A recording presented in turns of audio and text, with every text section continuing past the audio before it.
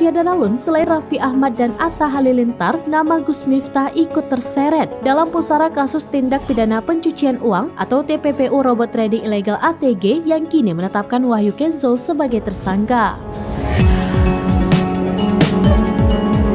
Diketahui Gus Miftah menerima uang sebesar 900 juta rupiah setelah Wahyu Kenzo memenangkan lelang belangkonnya.